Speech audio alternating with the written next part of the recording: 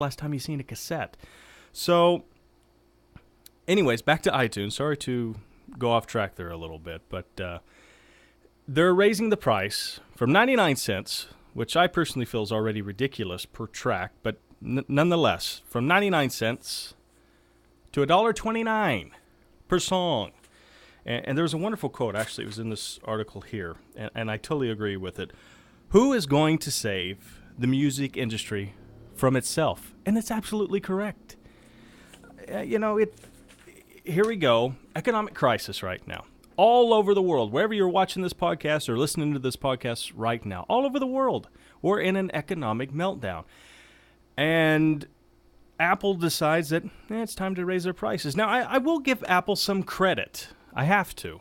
Because they're doing this DRM free. And I'm sure as you remember when it first came out, DRM free was $1.29. And it would cost more, but you could have certain tracks DRM free. I think it was from certain record labels. I'm not sure about all the record labels, but from certain ones.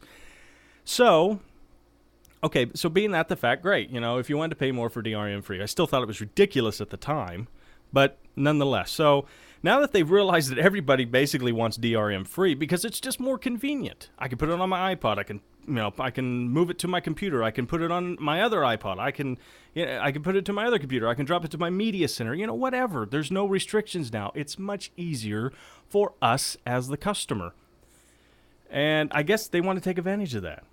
If you paid $1.29 then, you'll pay $1.29 now. So I totally disagree with this, Apple, and I don't think I'm the only one out there that's feeling this way, especially, let's jack up the price now when people are losing their jobs. It's the worst it's been since the 1930s, especially for the U.S. economy. So, and I don't really feel even 99 cents is justified.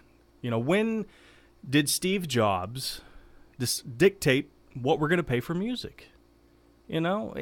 Sorry, I love Steve. I love the iPhone. I support Apple products. I do. See, I love the iPhone.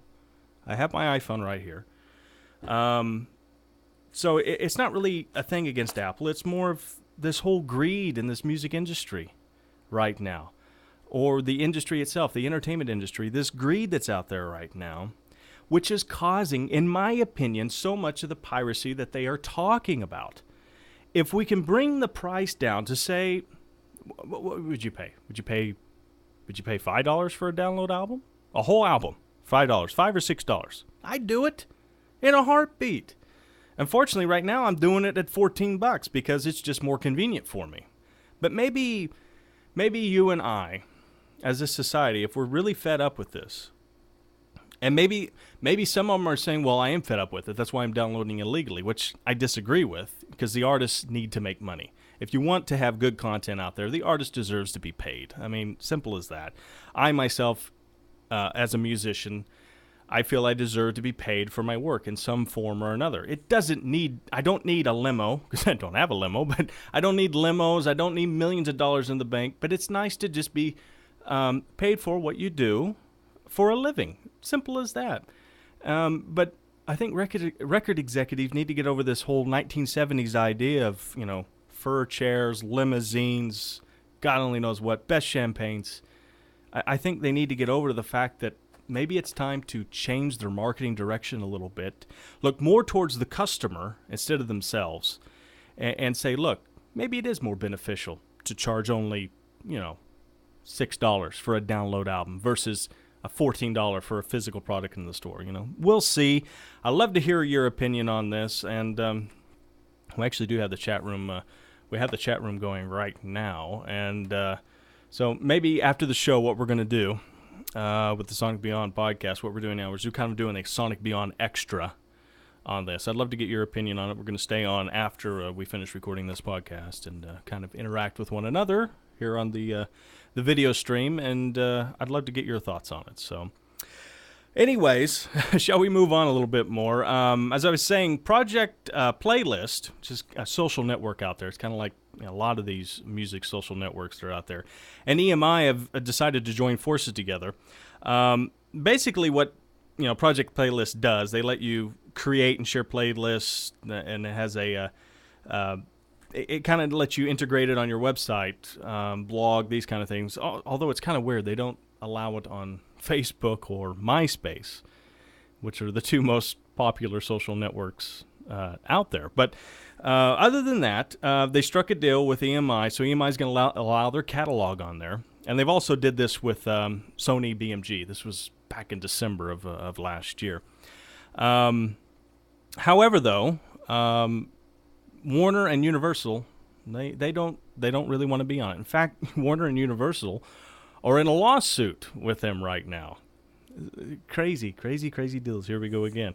It's funny how you can get two major record labels saying, "Yeah, all right, we'll try this gimmick," and the other ones, we won't try it at all. We'll sue you. So, actually, what's a little bit ironic about that is EMI actually before they decided to, I guess, cave in and try this, they actually were in the middle of a lawsuit with them too. So.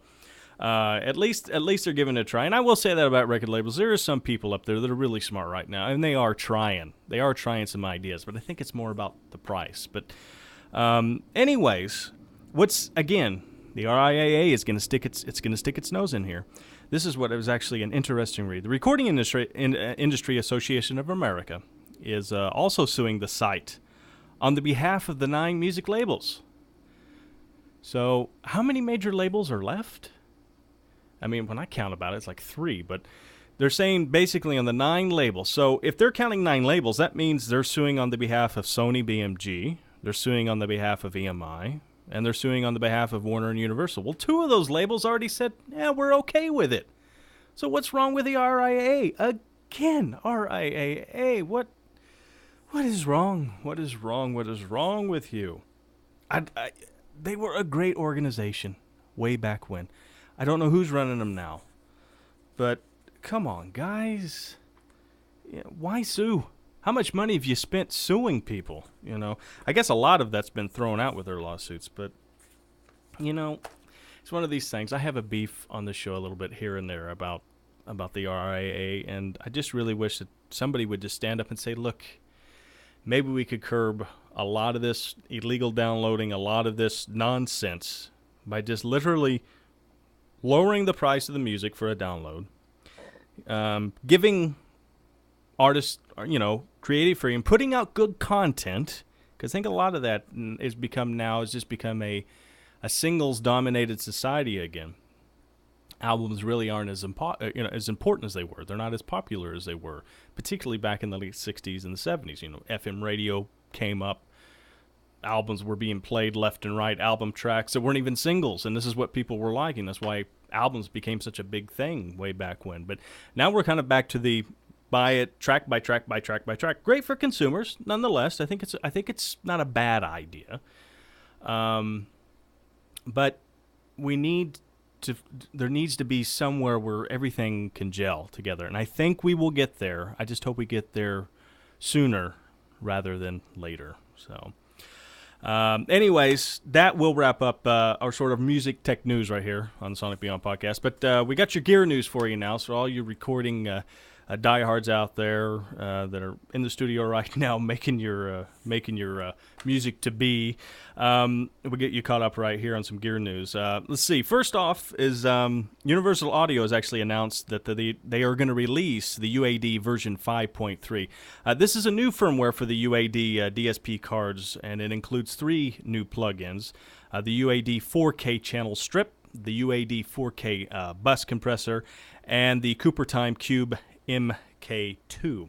The UAD 4K channel strip is an exacting circuitry emulation of the original SSL 4000G Plus, complete with the Type E black knob, 4-band EQ, widely held to be basically the favorite from the SSL console lineage. So this is actually a really great plug-in, and the price is not bad at all either.